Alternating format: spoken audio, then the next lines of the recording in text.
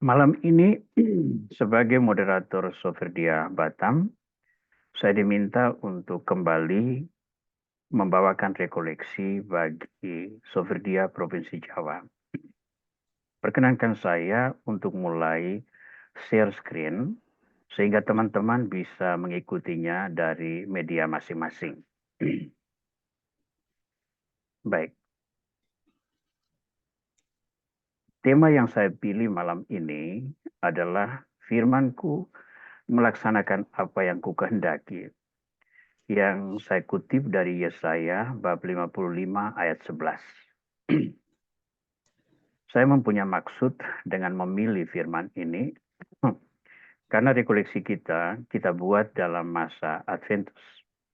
Dan selama masa Adventus ini kita berusaha untuk menyelami jalan keselamatan yang dipilih Tuhan, yang ditunjukkan kepada kita sekalian, sehingga kita boleh merenungkan fase-fase persiapan dari perjanjian lama yang akhirnya mencapai puncaknya pada peristiwa inkarnasi, peristiwa Yesus dilahirkan yang kita kenal dengan peristiwa Natal.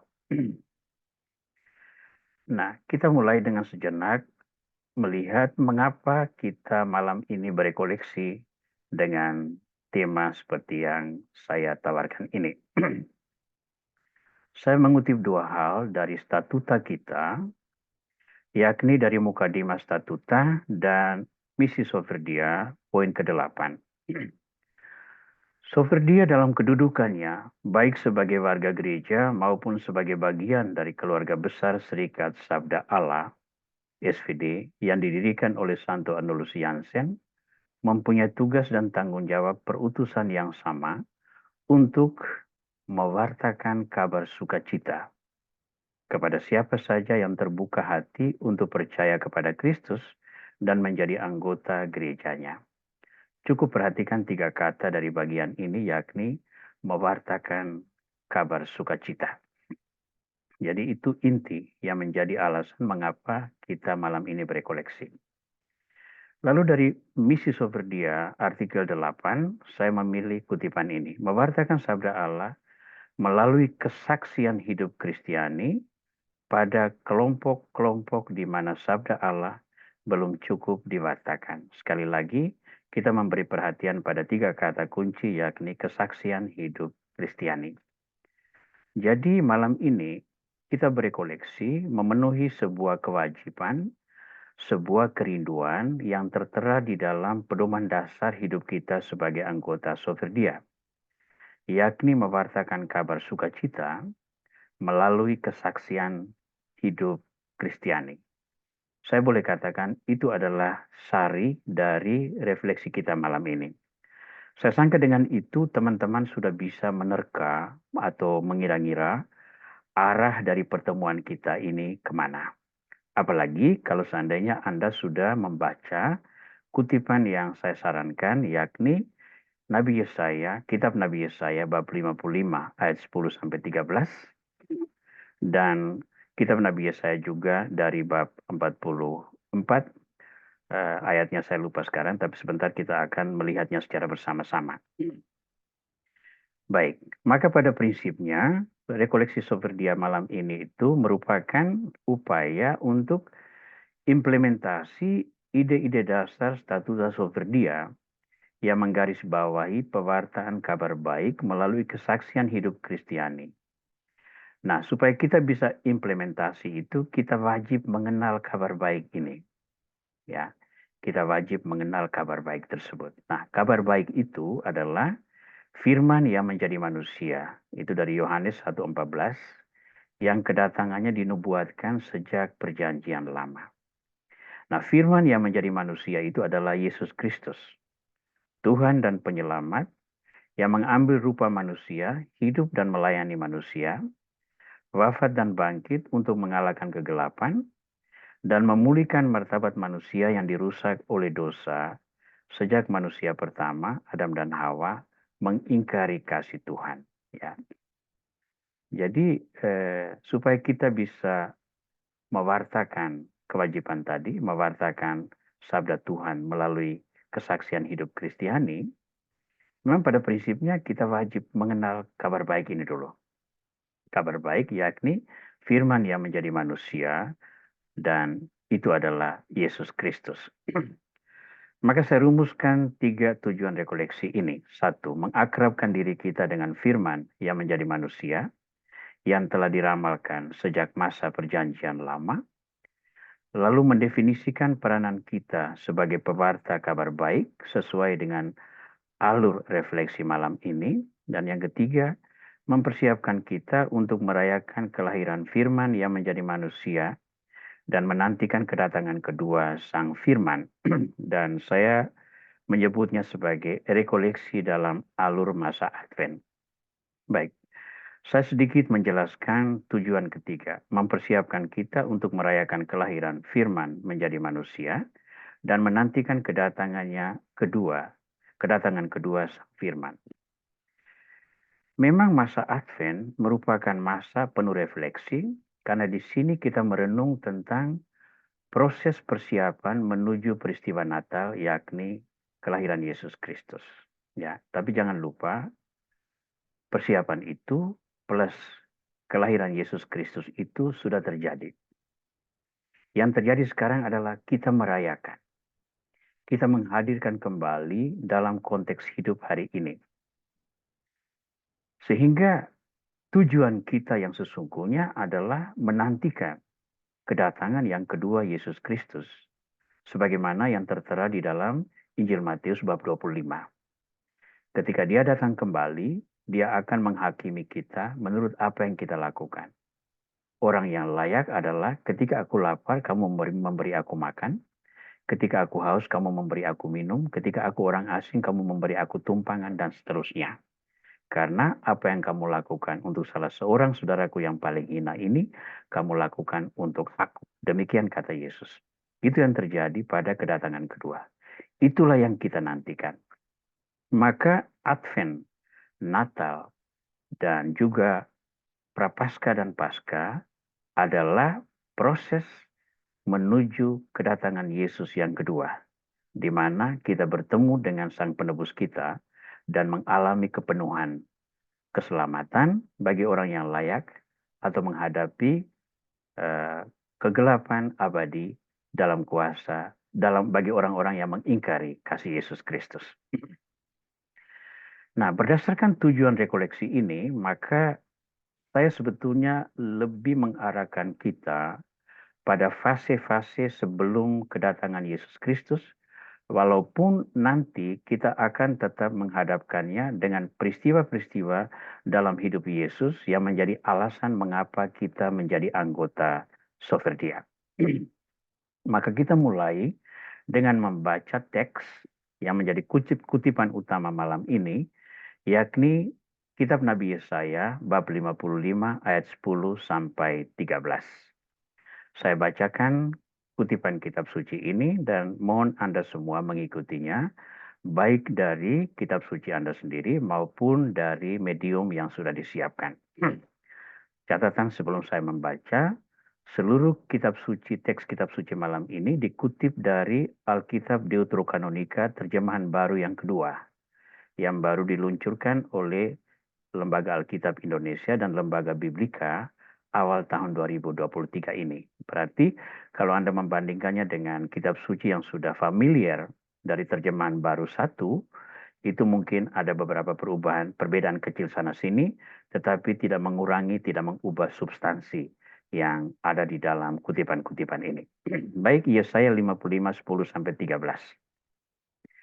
Sebab seperti hujan dan salju turun dari langit dan tidak kembali ke situ, tetapi mengairi bumi, membuatnya subur dan menumbuhkan tanaman, memberikan benih kepada penabur dan makanan kepada orang yang mau makan. Demikianlah firmanku yang keluar dari mulutku.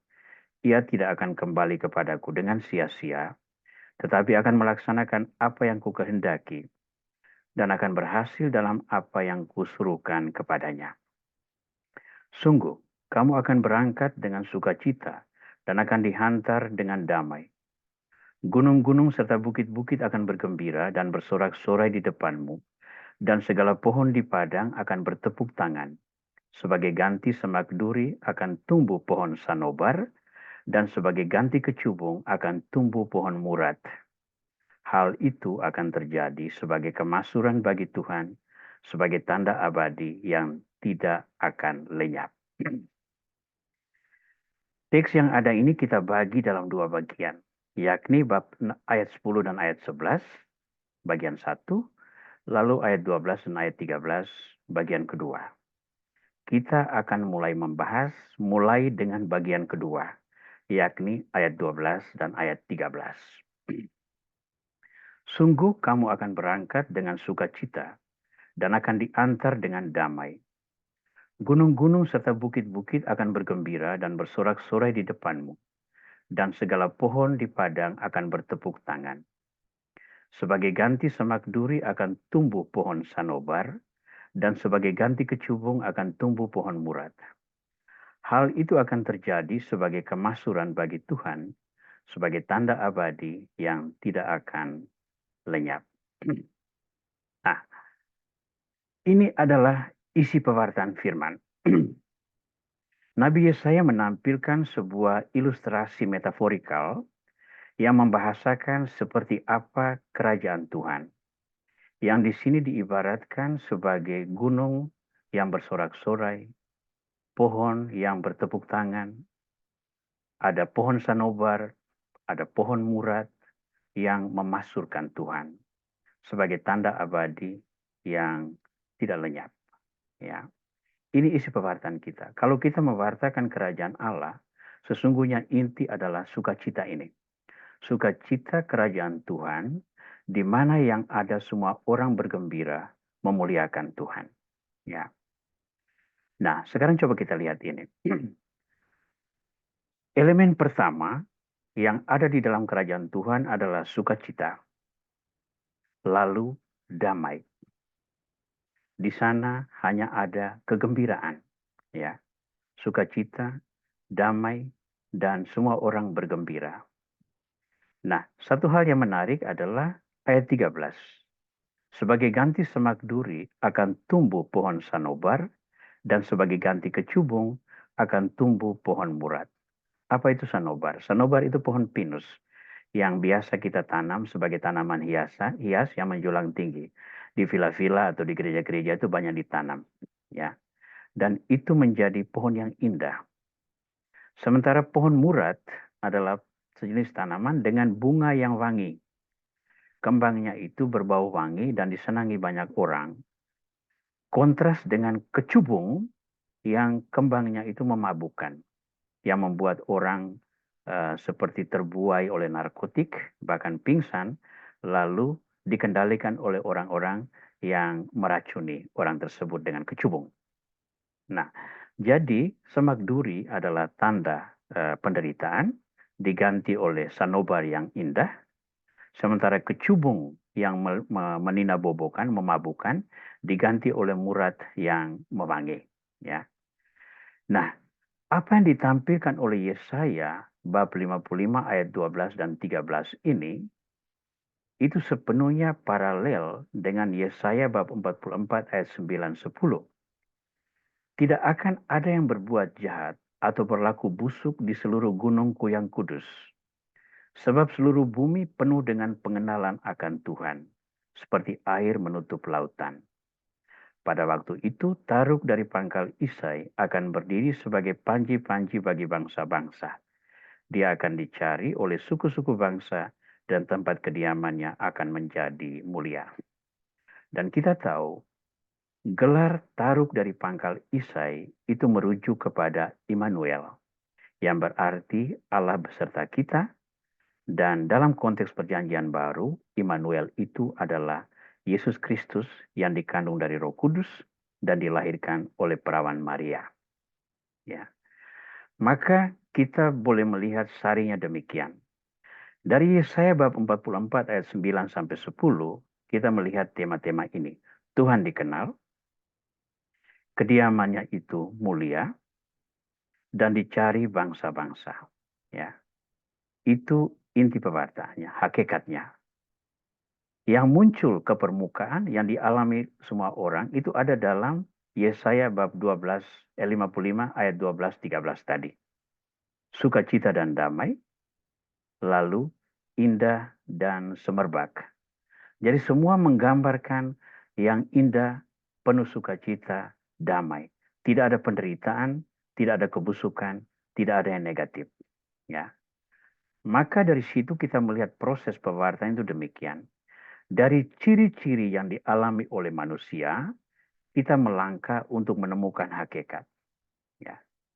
Ketika sebuah persekutuan umat itu penuh dengan sukacita, dijiwai oleh damai, kelihatannya indah dan semerbak yang berarti menampilkan citra yang mengundang banyak orang untuk turut serta. Kita tidak akan masuk dalam satu lingkungan karena kebusukan.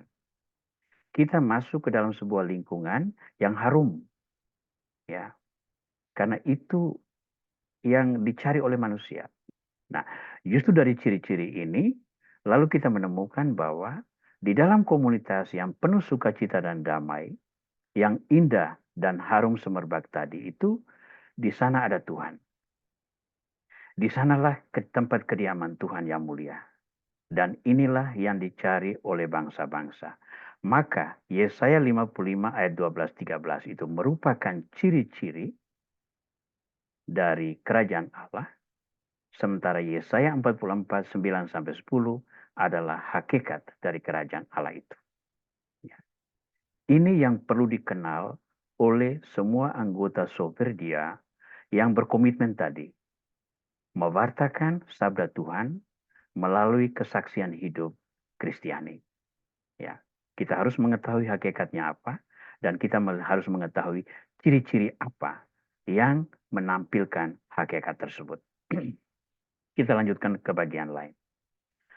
Nah, pertanyaan kita adalah mengapa sebentar.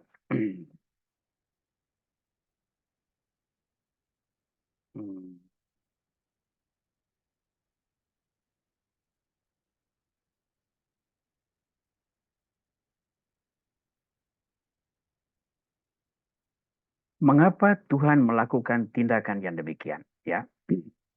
Nah, alasan Tuhan melakukan tindakan demikian adalah tertera dalam penggalan kedua teks kita malam ini, yakni Yesaya 43, ayat 4 dan 5, ayat 18 dan 21. Saya bacakan itu, Anda mengikutinya dari layar yang sudah ada atau dari kitab suci masing-masing.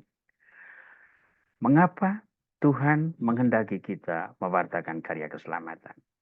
Mengapa Tuhan merencanakan karya keselamatan bagi kita? Oleh karena engkau berharga dan mulia di mataku, dan aku mengasihi engkau, maka aku memberikan manusia sebagai gantimu, dan bangsa-bangsa sebagai ganti nyawamu. Janganlah takut, sebab aku menyertai engkau. Aku akan mendatangkan anak cucumu dari timur, dan menghimpun engkau dari barat. Janganlah mengingat-ingat hal-hal yang dahulu. Janganlah memperhatikan hal-hal yang dari zaman purbakala.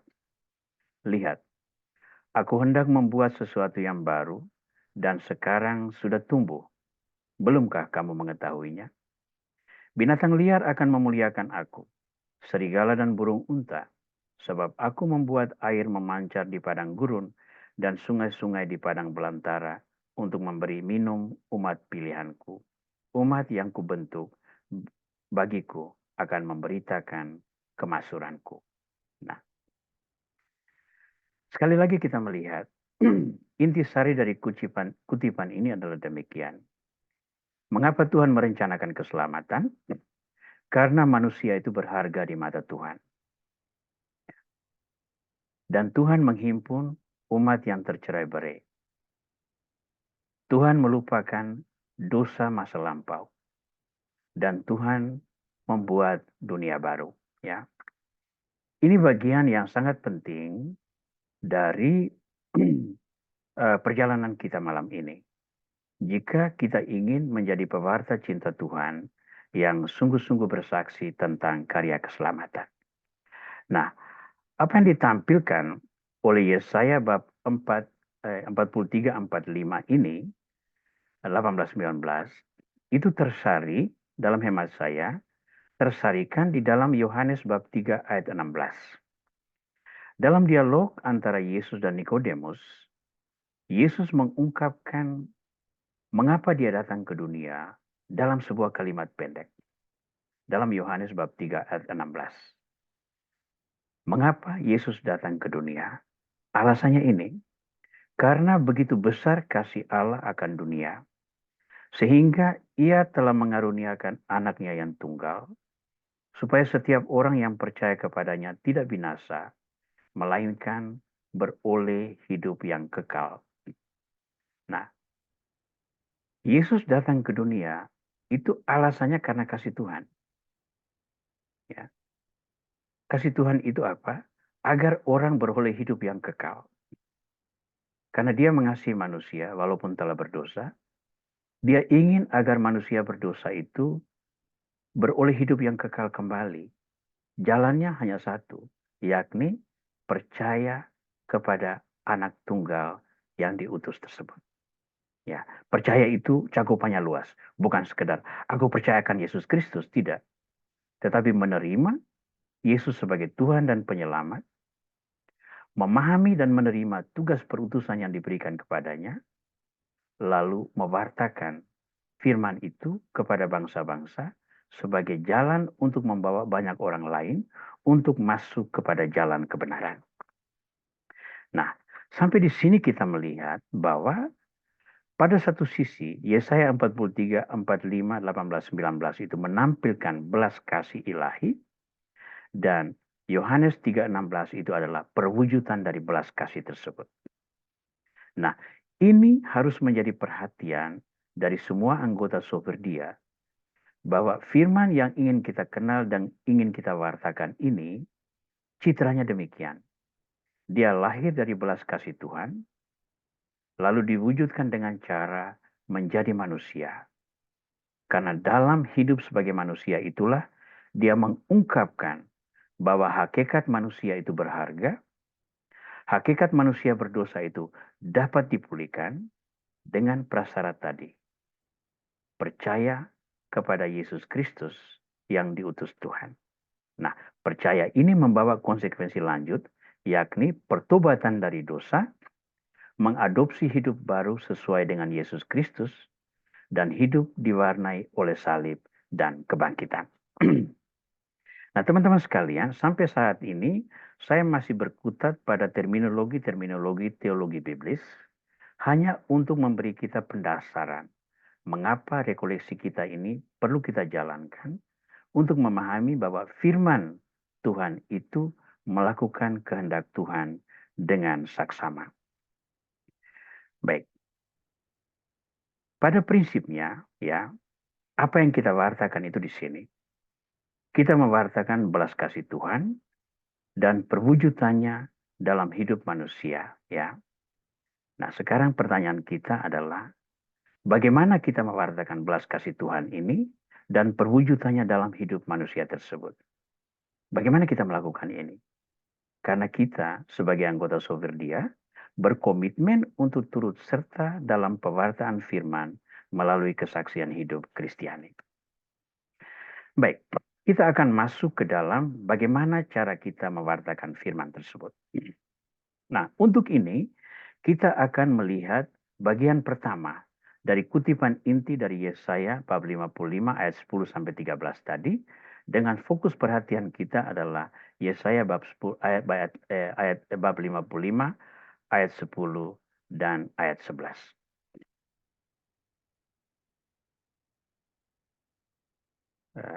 Sebentar. Baik. Baik. Sebab seperti hujan dan salju turun dari langit dan tidak kembali ke situ, tetapi mengairi bumi, membuatnya subur, dan menumbuhkan tanaman, memberikan benih kepada penabur dan makanan kepada orang yang mau makan. Demikianlah firmanku yang keluar dari mulutku, ia tidak akan kembali kepadaku dengan sia-sia, tetapi akan melaksanakan apa yang kukehendaki dan akan berhasil dalam apa yang kusuruhkan kepadanya. Di awal rekoleksi tadi saya sudah mengatakan bahwa Firman yang keluar dari mulut Allah ini, yang turun seperti hujan dan salju tadi itu, itulah yang menjadi manusia dan dilahirkan oleh Santa Perawan Maria. Maka ketika kita berbicara tentang firman di sini, kita sudah merujuk kepada Yesus Kristus. Nah, tugas Yesus Kristus itu dideskripsikan sekali lagi secara metaforikal dalam perumpamaan tentang salju tadi itu. Salju dan hujan turun itu mengairi bumi, ya kita lihat di sini, mengairi bumi, membuatnya subur dan menumbuhkan tanaman, memberikan benih kepada penabur dan makanan kepada orang yang lapar. Ya, ini adalah cara kita mewartakan firman. Di sini masih metaforikal, tapi sebentar kita akan melihat dalam wujud konkret. Seperti apa cara kita mewartakan firman agar firmanku yang keluar dari mulutku itu betul-betul melaksanakan kehendakku. Dan kehendak Tuhan itu diterapkan oleh Yesus Kristus sebagai semua model, sementara untuk implementasi masa modern ini, tangan-tangan kita, mulut-mulut kita, karya-karya kita, kesaksian hidup kita, itu adalah instrumen untuk membawa firman itu agar konkret hidup di tengah umat manusia. Nah, sekarang kita melihat Yesaya bab 55, 10-11 dengan memberikan perhatian pada kata-kata kunci yang saya sengaja beri warna berbeda. Mengairi, membuatnya subur, menumbuhkan tanaman, memberikan benih kepada penabur, dan makanan kepada orang yang mau makan. Ya. Jadi cara kita turut serta membawa Kristus kepada orang-orang di sekitar kita itu caranya di sini. Mengairi bumi dan membuatnya subur, menumbuhkan tanaman, memberikan benih kepada penabur dan makanan kepada orang yang mau makan.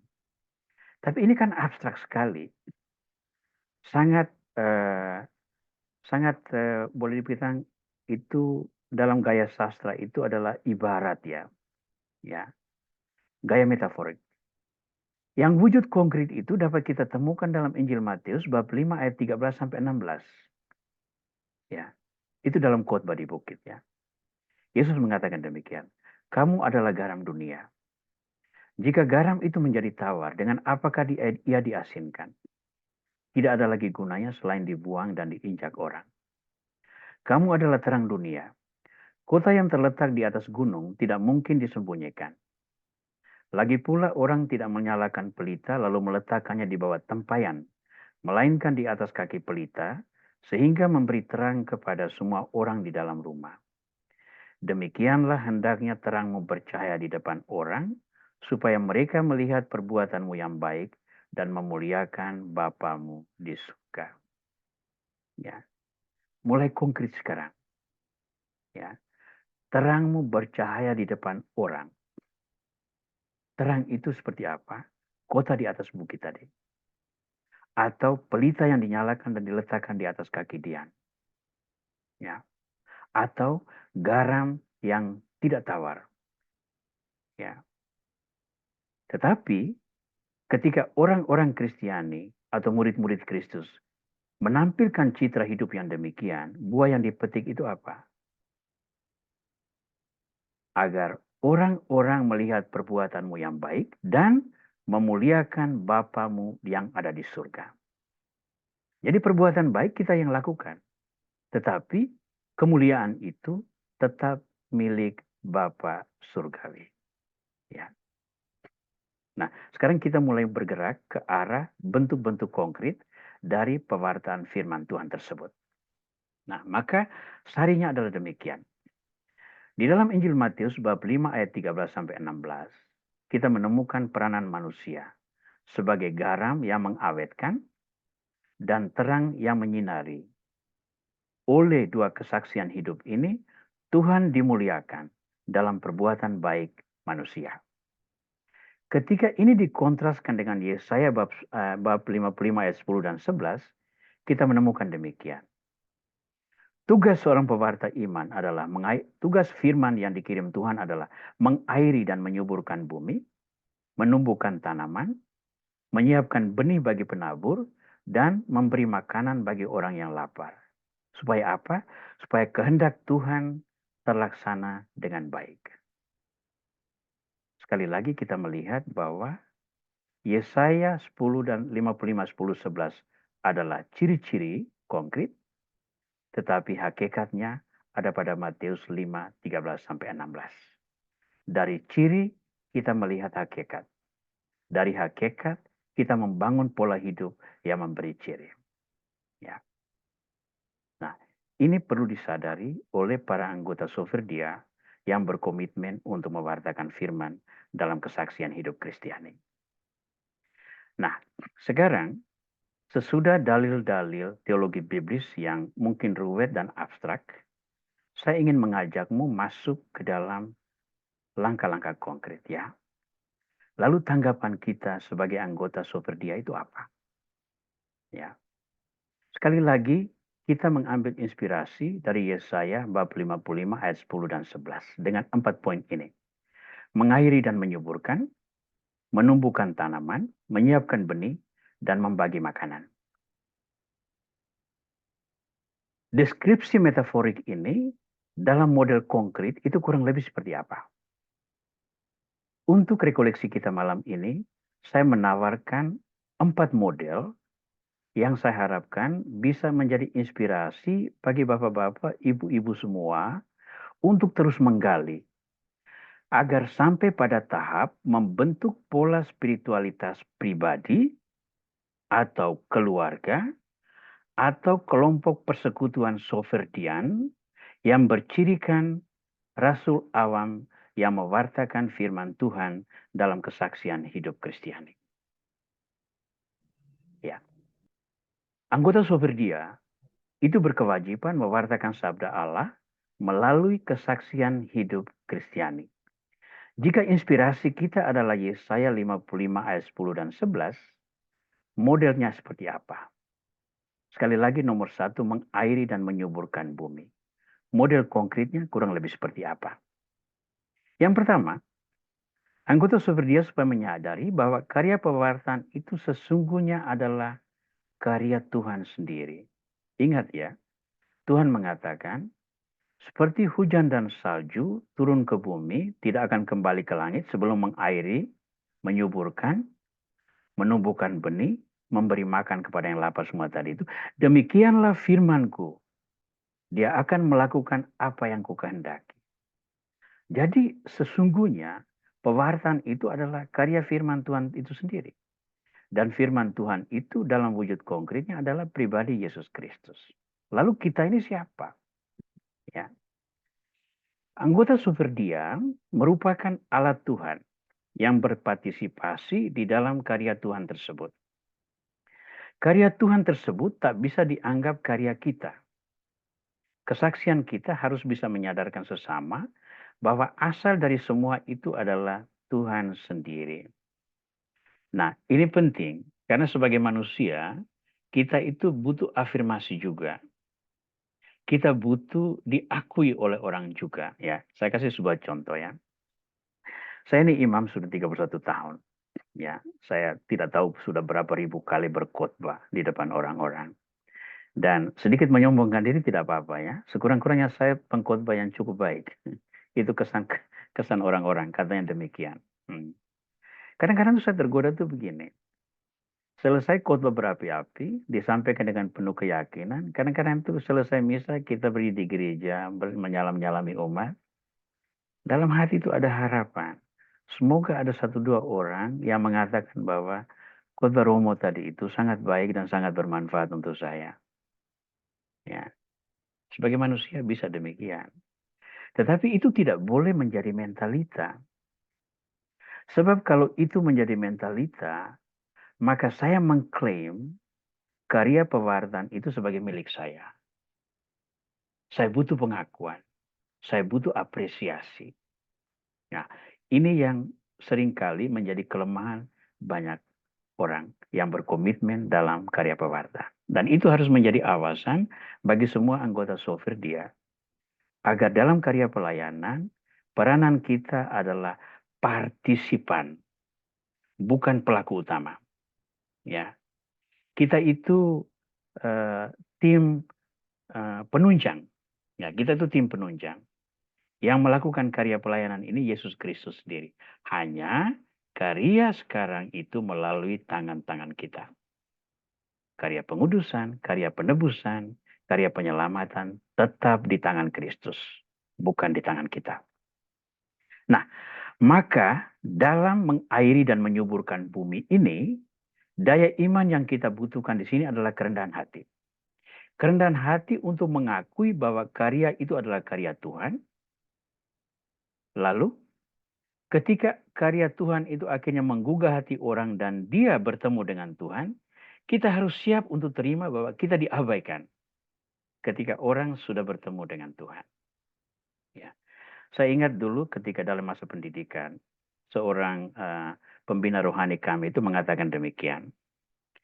Anda sebagai pastor nanti sering sekali akan menerima kedatangan umat yang berkonsultasi tentang masalah hidupnya. Nah, Anda harus mendengarkan dan membantu mereka sedapat mungkin sehingga mereka tidak lagi membutuhkan Anda. Ya. Mereka akan jalan dengan hidupnya dan tidak lagi membutuhkan Anda. Andai kata oleh konsultasimu itu lalu mereka mengalami ketergantungan, maka ada dua kemungkinan. Nomor satu, orang yang mencari konsultasi itu sebetulnya tidak sungguh-sungguh mau menyelesaikan persoalan hidupnya, atau Anda sebagai pastor tidak melakukan konseling pastoral yang maksimal, malah membuat ruang-ruang agar Anda tetap dibutuhkan oleh manusia. Ya, saya rasa dia benar. Maka kerendahan hati itu menjadi sebuah elemen yang sangat penting bagi seorang pewarta untuk memahami peranannya sebagai yang mengairi dan menyuburkan bumi. Saya mengutip kalimat ini dari Lukas bab 17 ayat 10. Kami hamba-hamba yang tidak berguna. Kami hanya melakukan apa yang harus kami lakukan. Ini hendaknya menjadi pegangan bagi kita para soferdian sekalian. Poin kedua, menumbuhkan tanaman. Kira-kira seperti apa menumbuhkan tanaman ini? Yang pertama, tujuan pewartaan sabda Tuhan ialah menumbuhkan iman akan keselamatan yang direncanakan Tuhan. Ya. Maka kita perlu jujur dengan ini. Karya pewartaan sabda itu sebuah karya volunteer, sukarela, yang bukan bertujuan kita petik hasilnya. Ya.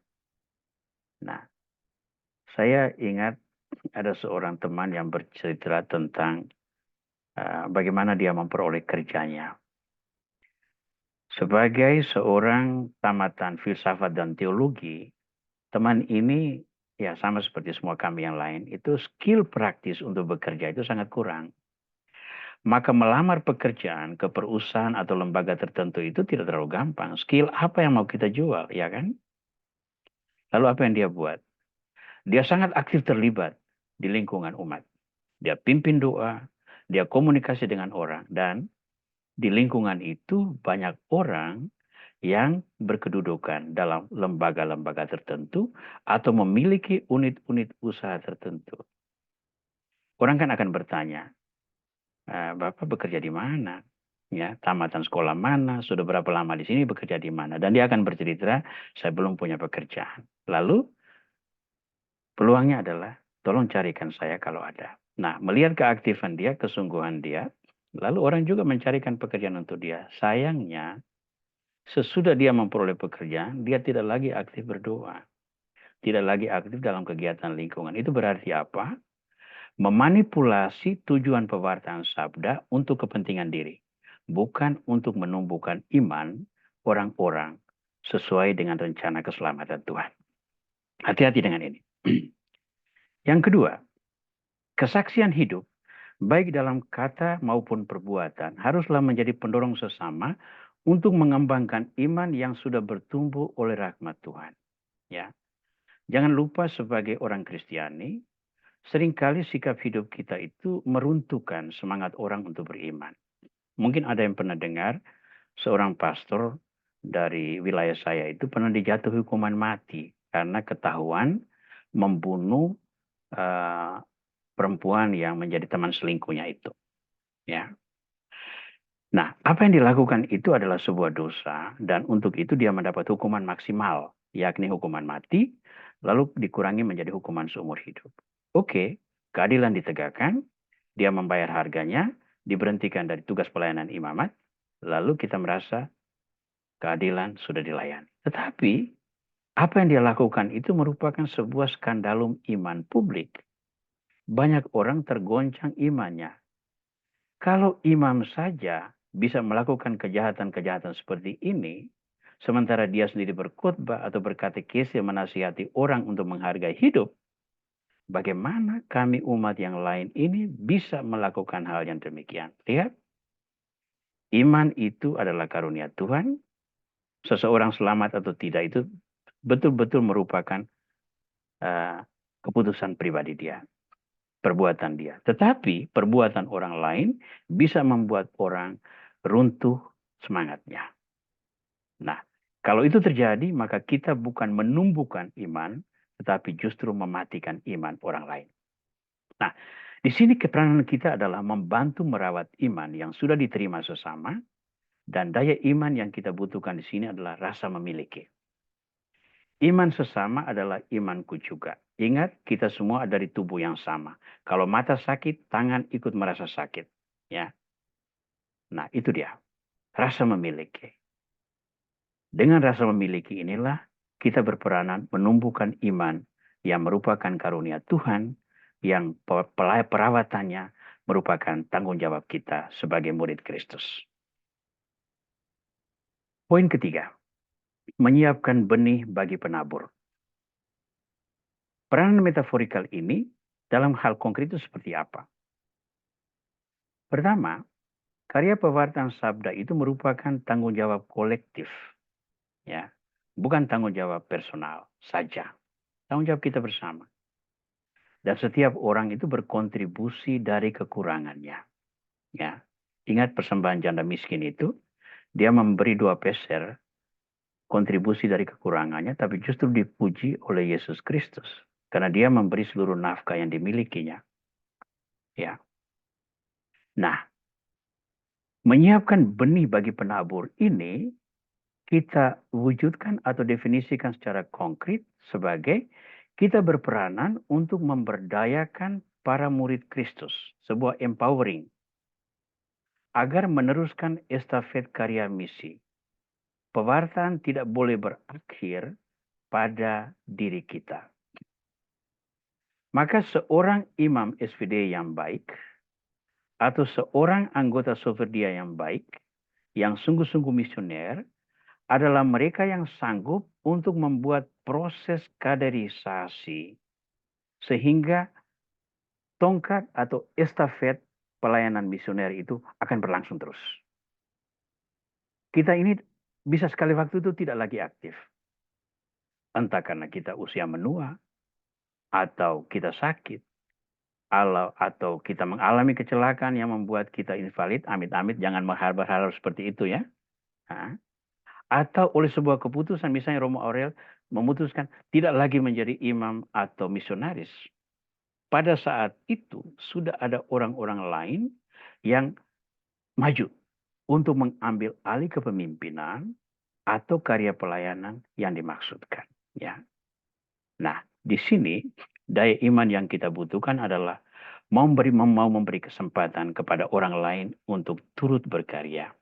Penyakit besar di dalam lingkungan kita adalah sebuah karya kita jadikan itu sebagai jalan untuk meraih afirmasi atau pengakuan dari umat. Maka kita enggan memberikan peluang kepada seseorang untuk tampil dan berkarya dalam bidang yang sama, karena kita tidak ingin mundur sebagai pemain dari belakang layar.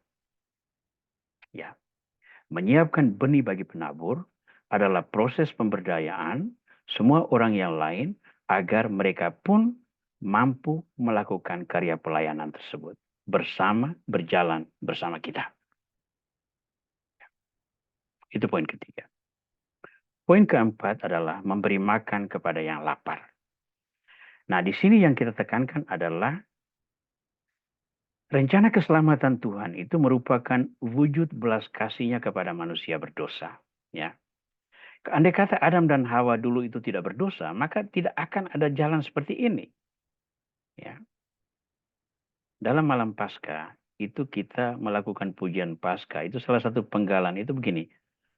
Oh dosa yang membahagiakan. Bagaimana dosa itu membahagiakan? Dosa itu tidak pernah membahagiakan. Tapi begini, dosa yang dilakukan Adam itu membuahkan kedatangan Yesus Kristus sebagai manusia. Nah, kedatangan Yesus Kristus sebagai manusia, hidup dan pelayanannya, wafat dan kebangkitannya, itu memberikan kepada kita sebuah dimensi unik di dalam dalam penghayatan kita sebagai orang Kristiani. Periksa semua agama di dunia ini. Doktrin tentang penebus yang wafat dan bangkit itu hanya ada di dalam iman Kristiani. Ya, hanya ada dalam iman Kristiani. Dan ini sangat khas. Ini adalah akibat dari dosa yang dilakukan oleh Adam dan Eva. Maka dalam istilah Inggris itu bagus sekali ya. Dosa itu salah, tetapi dia menjadi sebuah blessing in disguise. Karena dosa itu lalu karya-karya besar seperti yang kita alami dalam diri Yesus Kristus. Lalu kedatangan Roh Kudus yang membuat gereja bertumbuh dan berkarya hingga hari ini. Ya. Nah, belas kasih Tuhan ini dalam karya pelayanan kita itu harus kita wujudkan. Karya pelayanan kita perlu mencerminkan belas kasih Tuhan tersebut, terutama bagi kaum miskin dan terpinggirkan. Ada saatnya kita harus rela memberi tanpa harus menerima. Prinsip yang paling biasa dalam hidup kita adalah saya memberi supaya sekali waktu saya menerima. Itu hal yang sangat normal. Tetapi itu tidak bisa menjadi paradigma iman. Paradigma iman adalah kesaksian hidup Yesus Kristus. Yesus memberi diri seluruhnya bukan untuk sebuah keuntungan yang dia raih, tapi semata-mata demi keselamatan orang berdosa. Nah, prinsip ini yang kita pegang. Ada saatnya kita harus rela memberi tanpa harus menerima. Nah, di sini daya iman yang kita perlukan adalah belas kasih dan bela rasa dengan orang-orang sesama. Ya, kita berbelas kasih, kita bersolider dengan sesama yang ada di sekitar kita. Seperti mereka itulah kita pewarta sabda mau turut serta di dalamnya. Dalam hal ini bentuk konkret adalah kita menghindari kecenderungan untuk meminta privilege atau hak-hak khusus hanya karena kita adalah imam SVD, hanya karena kita adalah anggota Soferdia. Nah, saudara-saudara, 4 tema ini memberi inspirasi disarikan demikian. Mengairi bumi dan menjadikannya subur itu adalah memberi inspirasi. Kita harus bisa memberi inspirasi. Menumbuhkan tanaman itu berarti kita menghargai hidup. Memberikan benih kepada penabur itu kita memberdayakan. Lalu memberikan makanan kepada orang yang mau makan itu adalah kita penuh belas kasih. Melakukan karya karitatif. Ya. Kita memberi inspirasi dengan cara hidup dengan baik, seturut standar firman, sehingga orang yang melihat hidup kita itu lalu bertanya, mengapa orang itu hidup seperti itu? Dan kelihatannya begitu menikmati, begitu damai. Lalu dia bertanya, ada apa di belakang itu? Lalu kita berkata, ini karena Yesus Kristus. Lalu berkata kisahlah kita tentang siapa Yesus Kristus. Anda tidak bisa pergi ke tengah jalan raya, di lingkungannya bukan Kristiani, memegang kitab suci lalu berkata, saudara-saudara, Kristus adalah jalan kebenaran dan hidup. Maka terimalah Kristus. Dalam hitungan detik Anda ditertawakan atau ditendang dari tempat itu. Tetapi ketika Anda hidup dengan cara tertentu yang inspiratif, orang akan bertanya, mengapa Anda hidup demikian? Lalu Anda punya peluang untuk bernarasi tentang Kristus yang menjadi asal dan tujuan hidup kita. Hidup kita itu Pelayanan kita itu perlu menampilkan penghargaan terhadap hidup. Apa yang disebut sebagai budaya kehidupan.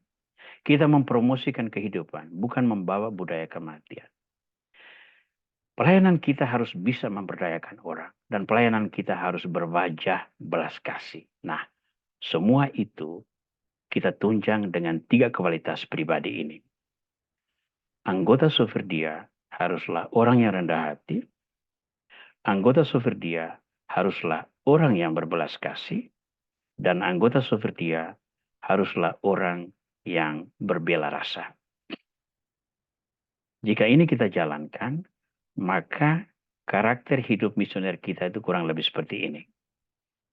Tuhan mengutus firman-Nya yang menjadi manusia, yang memberi hidup, menginspirasi, memberdayakan, dan berbelas kasih. Itulah Yesus Kristus. Yesus itu memberi hidup, jelas. Yesus itu menginspirasi, jelas. Yesus itu memberdayakan, jelas. Yesus itu berbelas kasih, apalagi. Ya. Nah, kalau anggota Soferdia menjadi instrumen firman melakukan apa yang ku kehendaki, maka anggota Soferdia akan tampil sebagai ini. Anggota Soferdia menjadi misionaris yang menginspirasi, menghidupkan, memberdayakan, dan berbelas kasih. Cukup 4 nilai ini, saya yakin kita bisa membawa pesan bagi sesama di sekitar kita. Nah, wujud konkretnya apa? Wujud konkretnya itu sesuai dengan konteks kita. Menginspirasi bagi lingkungan budaya Bali mungkin tidak sama dengan menginspirasi dalam lingkungan budaya Batak. Menghargai hidup dalam konteks budaya Melayu mungkin berbeda dengan menghargai hidup dalam konteks budaya Jawa. Memberdayakan dalam konteks masyarakat etnis Tionghoa itu barangkali berbeda dengan memberdayakan dalam tradisi masyarakat Flores. Demikian juga wujud belas kasih bisa berbeda dari tempat ke tempat. Maka konsep-konsep dasar ini harus dikontekstualisasi, dijadikan menginjak bumi sesuai dengan konteks misi masing-masing. Maka komunitas Soferdia lokal harus kreatif untuk menjabarkan nilai-nilai ini di dalam aksi-aksi konkret. Baik saudara-saudara sekalian, dengan statement ini saya mengakhiri seluruh refleksi malam ini. Saya ucapkan selamat hari Natal, hari firman yang menjadi manusia, tepat seminggu yang akan datang. Semoga Tuhan memberi kita jalan dan kekuatan untuk bisa terus saling menopang satu sama lain dalam hidup dan pelayanan kita. Baik, saya berhenti dulu untuk share screen-nya. Saya ucapkan terima kasih untuk semua perhatian dan saya buka kesempatan kepada teman-teman untuk boleh sharing, boleh bertanya, atau boleh mengemukakan opini yang lain sebagai pembanding dari apa yang sudah saya sampaikan tadi. Perhatikan bahwa apa yang saya sampaikan ini adalah refleksi saya tentang kebenaran, jalan kebenaran dan hidup Yesus Kristus yang diramalkan menurut kitab Nabi Yesaya tadi. Anda kalau melalui proses pendalaman, lalu menemukan nilai-nilai yang memberikan inspirasi, kekuatan, dan komitmen untuk melakukan karya pewartaan tentang Yesus Kristus, semua kita memperoleh karunia dari Roh Kudus yang sama. Baik teman-teman, mungkin ada yang mau sharing atau mau bertanya atau mau memberikan ide lain, saya persilakan. Yang mau bertanya, silakan angkat tangan. Coba kita lihat di kolom chatting. Apakah ada sesuatu di sana? Ya. Oke, nanti materi malam ini akan dikirimkan dalam format PDF ke semua ke WA grup kita. Boleh dipakai, tidak ada hak cipta di sini, boleh dipakai, dirombak, dikembangkan untuk sesuai dengan kebutuhan masing-masing, ya. Nah, oke. Saya persilakan, mungkin ada yang mau bertanya atau mau menyampaikan pendapat-pendapat tertentu. Kelihatannya tidak ada ini. Nah, Pak Frans mau tanya kah? Ah, terima kasih Pater atas kesempatannya. Sangat menarik sekali apa yang Pater sampaikan pada malam hari ini yang diambil dari saya 15 saya 11. Ada beberapa poin tadi termasuk dari statuta yang disampaikan oleh Pater. Itu yang ada dalam mukadimah statuta paragraf kedua halaman kelima. Di sana disampaikan bagaimana mewartakan kabar sukacita kepada siapa saja. Ini dapat kita lihat seperti yang Pater sampaikan tadi melalui kesaksian hidup sebagai seorang Kristiani. Lalu pendalaman berikutnya saya sangat setuju untuk menyampaikan ini, maka kita menjadi garam dan terang kepada semua, penuh belas kasih dan berrasa. Tapi terkadang melalui apa yang kita alami selama ini dalam hidup seperti dia, untuk praktek hidup semacam ini, mohon maaf nanti kalau salah tolong dikoreksi, sangat susah saya dapat dalam kehidupan keluarga seperti dia kita.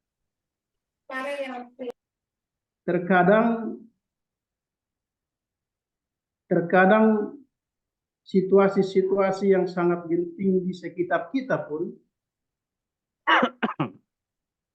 kita belum bisa memberikan hati. Yang sedikit banyak yang dapat saya lihat, terutama bisa kita lihat dalam kejadian yang sangat baru akhir-akhir ini, yang kejadian di Sumatera, di salah satu stasi yang digembalakan oleh pastor kita, Pastor Etus SPD. Saya sebenarnya sangat mengharap bagaimana kita melaksanakan kabar gembira yang disampaikan oleh Pastor. Bagaimana kita berbela rasa, bagaimana kita memberikan hati, bagaimana kita memberikan makanan melalui kesaksian hidup kita ini kepada mereka. Sekali lagi, itulah sedikit banyak yang dapat saya lihat, paling tidak saya pengamatan saya pribadi dalam keluarga kita, keluarga Superdia ini. Sebagai contoh mungkin kita di Martubung ini berusaha memang untuk mengatasnamakan setiap ada event memberikan sesuatu selalu mengatasnamakan Superdia. Misalnya ada semacam katakan acara pengumpulan dana, selalu kita sampaikan jangan walaupun dana itu dari seseorang, jangan mengatasnamakan seseorang, tapi mengatasnamakan keluarga Superdia. Tujuan kita adalah supaya orang lain mengenal belas kasihan Allah melalui tangan-tangan Superdia ini. Itu yang berusaha kita lakukan di Superdia Martubung. Lalu yang kedua, Pater, poin kedua dari permenungan yang Pater sampaikan tadi, masih dalam kutipannya saya, menumbuhkan tanaman. Rasa memiliki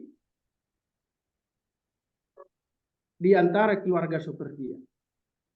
Hal ini juga sangat minim saya lihat dalam keluarga Superdia kita ini.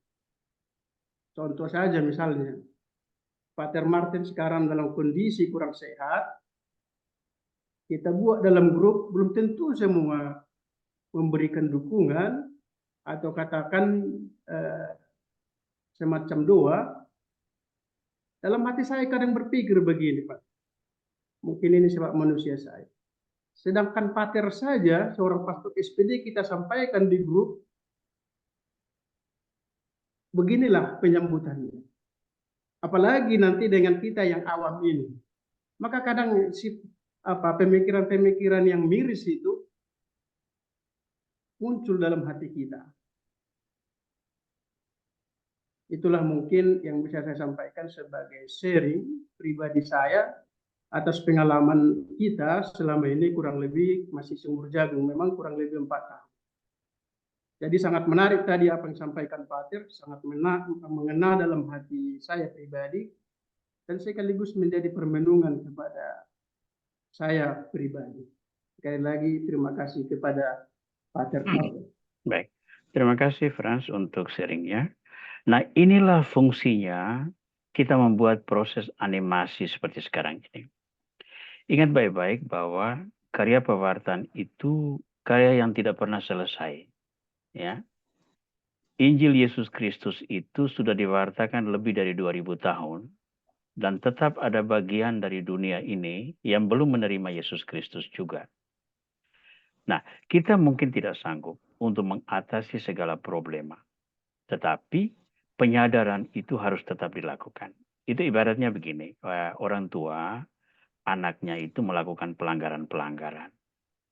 Dia memberikan hukuman dan sebagainya. Tetapi yang paling inti adalah terus membuat penyadaran pada diri anak itu. Karena itu adalah tanggung jawab dia. Nah, keluarga sopir dia supaya melakukan proses pendampingan, pembinaan, penyadaran yang kita sebut sebagai missionary awareness, ya, sebagai satu pendidikan yang berlangsung terus-menerus, ya.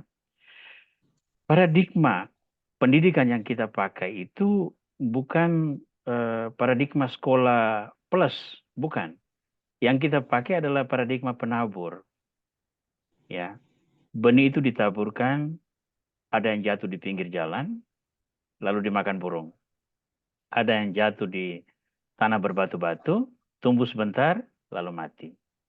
Ada yang jatuh di semak berduri, dihimpit dan mati juga. Tetapi siapa tahu ada yang jatuh di tanah subur. Itulah yang membuat seseorang memiliki kesadaran. Yang kita harapkan sekarang adalah proses animasi kita ini yang merupakan pendidikan berlanjut bagi anggota sober dia, ada juga yang jatuh di tanah subur ini. Tanah subur itu apa? Hati kita, tanggapan kita, dan kemauan kita untuk melakukan proses pembaharuan diri. Ya. Nah, maka jangan berputus asa. Hal yang pahit di depan kita ada, hal yang tidak menyenangkan di depan kita ada, tetapi lihatlah juga ada sejumlah hal positif yang memberikan harapan. Nah, harapan ini yang harus kita pegang. Karena itu yang membuat kita tetap hidup. Tanpa harapan, kita akan menjadi fatalis, lalu memutuskan untuk meninggalkan segala sesuatu. Untuk apa saya repot-repot? Toh, saya tidak mendapat untungnya apapun juga. Ya, itu kan seringkali prinsip yang berakhir demikian. Maka sebagai anggota Soverdia, proses pendidikan pertama itu adalah penyadaran diri kita sendiri dulu. Ya, diri kita semua seperti apa, lalu kita bersama-sama berusaha untuk menerapkannya dalam ikatan terdekat. Nah, misalnya paroki-paroki, ya di mana kita berkarya, institusi-institusi, atau seperti kami di sini, Soverdia berbasiskan komunitas SVD. Di paroki belum ada. Ya. Nah, semua ini adalah cara kita menanggapi firman Tuhan. Lalu kita jalankan dalam hidup kita. Jadi Pak Frans, putus asa tidak boleh ada di sini. Yang perlu ditumbuhkan adalah harapan. Tuhan yang mengutus kita, Tuhan memberi salib yang dapat kita pikul, Tuhan juga yang akan memberikan air dan salju yang mengairi dan menyuburkan bumi. Peranan kita adalah memelihara agar dia terus bertumbuh, lalu membagikan buah-buah rahmat itu dalam pelayanan kita kepada orang-orang di sekitar kita. Terima kasih Pak Frans untuk sharingnya. Mungkin ada lain yang mau bersharing. Terima kasih Pater. Oke, sama-sama. Saya Prater. Bu Suhartini Mugi ya, Distrik Jakarta. Saya persilakan. Terima kasih Pater Aurel. Saya mau sharing aja. Saya mempunyai tetangga lansia yang hidup sendiri. Beliau Muslim dan anak-anaknya itu Muslim yang bercadar gitu ya. Oke. Tetapi saya bertetangga dengan dia itu harus sabar. Dan juga saya itu tertarik tadi dengan kita harus berwajah belas kasih, lalu berbela rasa. Hmm. Jadi walaupun si Eyang itu selalu merepotkan saya karena beliau di rumah sendiri, jalan juga susah, apalagi kalau melihat HP-HP yang ada WA, ada apa dia tidak mengerti, selalu memanggil saya kan Uti, saya orang Jawa. Uti, gimana ini Uti, Uti. Jadi selalu merepotkan saya. Tetapi saya itu selalu memberikan pelayanan saya kepada dia. Lalu yang menarik adalah dia itu selalu mengatakan, oh saya itu bertetangga dengan orang Katolik tapi baik katanya gitu. Kalau yang maksudnya yang seagama dengan dia katanya jarang mau menolong, tapi dengan Uti katanya gitu selalu menolong saya katanya. Terus yang menjadi saya juga bangga gitu, saya kan selalu memperlihatkan nih kalau di Soperdia saya, kelompok saya itu ada yang namanya dana misi. Jadi setiap bangun tidur saya memasukkan uang ke dalam celengan ini. Tahu 2000, tahu 1000, tahu berapa, ini nanti untuk disumbangkan. Oh itu namanya sedekah subuh ya Ti? Kata, iya, jadi kalau setiap kita bangun langsung kita masukkan ke celengan. Lah dia itu ngikutin Romo. Oh saya sekarang ngikutin Uti, sedekah subuh udah dapat 200, lalu saya belikan sembako diberikan kepada orang yang membutuhkan. Ya. Itu kan membanggakan ya Romo ya. Ya. Ya mungkin itu aja yang menjadi poin sharing saya, bahwa dia itu tertarik sekali dengan orang Katolik, tetapi dia tertarik dengan perbuatan kita gitu, Ya. bukan saya orangnya, tapi perbuatan baik kita. Itu Ya. aja Romo. Baik, ada dua hal yang bagus di sini ya. Nomor satu adalah melakukan karya belas kasih. Ya, orang yang membutuhkan itu ditolong tanpa harus memandang dia dari mana. Apalagi di dalam misi SVD itu salah satu yang harus diperhatikan justru orang-orang yang tidak seiman dengan kita ini. Karena mereka juga ciptaan Tuhan yang dibangun atau dibentuk menurut gambar dan rupa Tuhan. Jadi kita melayani wajah Tuhan yang ada di dalam dirinya. Itu karya belas kasih. Tapi yang kedua tadi itu justru inspirasi. Ini yang unik. Ya. Dana misi yang disebut sebagai sedekah subuh ya. Nah, Iya, itu justru inspirasi. ya. Karena tujuannya pada akhirnya adalah melayani orang. Jadi profesiat untuk itu, tapi harus disertai dengan awasan ya. Dalam prinsip menurut khotbah di bukit tadi. Agar orang yang melihat perbuatanmu yang baik, memuliakan Bapa di surga. Ya, pada akhirnya di situ. Kebanggaan kita sebagai orang yang telah berkarya, kegembiraan kita karena melihat buah-buah konkret di depan kita harus didampingi dengan kerendahan hati tadi. Agar yang dimuliakan dan dipuji, diakui adalah Tuhan yang memberi kita inspirasi untuk melakukan pelayanan ini. Ya. Ini nasihat bijak dari saya malam ini. Kalau dianggap tidak bijak, buang di laut. Oke. Terima kasih Mbak Suhartini. Mungkin ada lagi yang mau sharing sesuatu?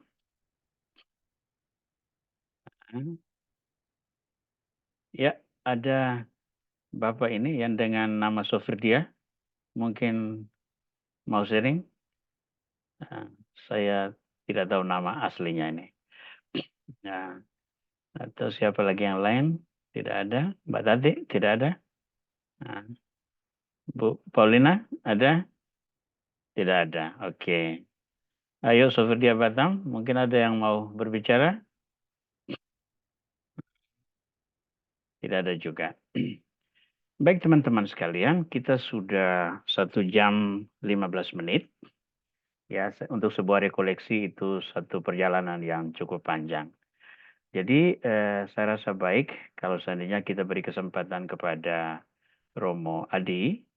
Saya juga melihat tadi ada Romo Thomas Bani yang hadir malam ini. Lalu ada satu lagi tadi Romo Romo Kristo ya. Dari Ampenan. Romo Kristo dari Ampenan ya. Terima kasih adik sudah bergabung dengan kita malam ini. Terima kasih untuk kalian. Kita beri kesempatan sedikit kepada Romo Aditya untuk memberikan 1-2 catatan sebelum kita mengakhiri rekoleksi kita malam ini. Silakan Romo Adi. Baik, terima kasih Pater Aurel untuk kesempatannya. Yang pertama tentunya terima kasih banyak sekali lagi buat Pater Aurel dan juga rekan-rekan Soferdian di Batam. Terima kasih untuk kerja keras, usahanya untuk mempersiapkan rekoleksi Advent kita, Soferdia IDJ, Paguyuban Soferdia IDJ, dan Pater Aurel memberikan kita masukan, permenungan, refleksi yang luar biasa, dan itu sejalan saya kira dengan apa yang sekarang sedang digaung-gaungkan oleh SVD, Kongregasi SVD dalam rangka persiapan untuk Kapitel yang akan datang tahun 2024. Dan juga buat semua Soferdian, saya sudah kirimkan di grup, kita diminta untuk refleksikan beberapa poin, dan poin-poin yang malam hari ini Pater Aurel berikan kepada kita sangat membantu kita sebagai satu persiapan juga untuk refleksi kita dalam poin-poin yang diberikan oleh Pater Superior Jenderal dan Dewanya untuk persiapan Kapitel Jenderal yang akan datang. Jadi sekali lagi Pater Aurel bersama rekan-rekan Soferdian di Batam, terima kasih banyak untuk refleksi Advent dan juga persiapan untuk Natal kita, pengharapan-pengharapan yang diberikan kepada kita untuk selalu semangat, untuk selalu berkomitmen dan setia dalam pelayanan kita sebagai SVD dan juga sebagai SVDA, sebagai Soferdian. Yang pertama.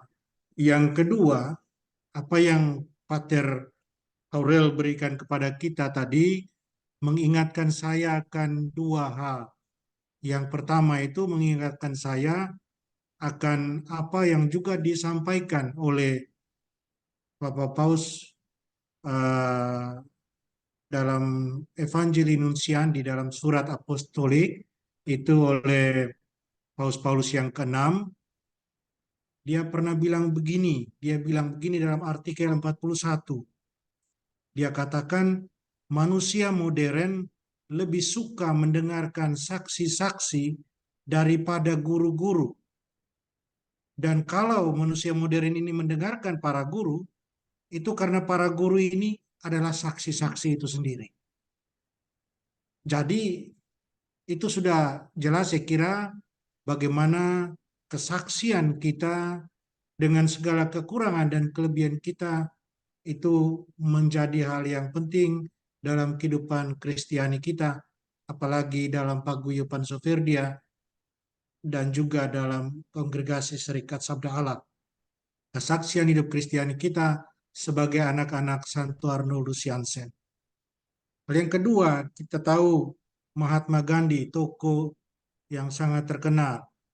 Dia pernah ditanya oleh seorang misionaris di India, ditanya demikian, Anda sering mengutip kata-kata Kristus, tapi mengapa Anda kelihatannya sangat keras menolak orang-orang yang mau menjadi pengikutnya? Kemudian Gandhi jawab demikian, saya tidak pernah menolak Kristus. Saya suka Kristus Anda, tapi saya tidak suka dengan orang Kristen Anda. Yang Gandhi mau katakan adalah bahwa kurangnya kesaksian dalam hidup para pengikut Kristus, yang akhirnya menjadi satu kesempatan. Jadi bukan menjadi satu hal yang kemudian membuat kita jatuh, tapi menjadi satu kesempatan buat kita berefleksi dan kemudian bangun kembali dan menjadi lebih baik dari hari ke hari. Dan itulah yang disebut pengharapan yang tadi kita sudah diberikan oleh Pater Aurel dengan sangat luar biasa. Pater Aurel, teman-teman Romo yang hadir, Romo Thomas, Romo Kristo, dan mungkin ada yang lain lagi, dan juga rekan-rekan Soferdian, sekali lagi buat Pater Aurel dan rekan-rekan dari Batam, terima kasih banyak. Selamat nanti memasuki minggu terakhir daripada masa Advent ini. Dan minggu depan, paginya saya kira kita masih Advent keempat, tapi sorenya kita sudah vigili, dan malamnya langsung malam Natal. Jadi sekali lagi kalau kita tidak bisa bertemu secara online atau muka dengan muka, selamat memasuki hari raya Natal nanti untuk kita semua. Terima kasih rekan-rekan Soferdian yang sudah hadir, 52 orang malam ini yang hadir, luar biasa. Dalam ada banyak teman-teman yang tidak bisa hadir karena pengakuan dosa, melayani pengakuan dosa dan lain-lain, tapi 52 orang itu satu jumlah yang cukup besar. Kita bisa menghadiri rekoleksi atau ya kita dalam rangka Advent untuk Soferdi IDJ. Sekali lagi terima kasih banyak. Ada tambahan 1-2 pengumuman, mungkin nanti bisa diteruskan juga yang lain-lain.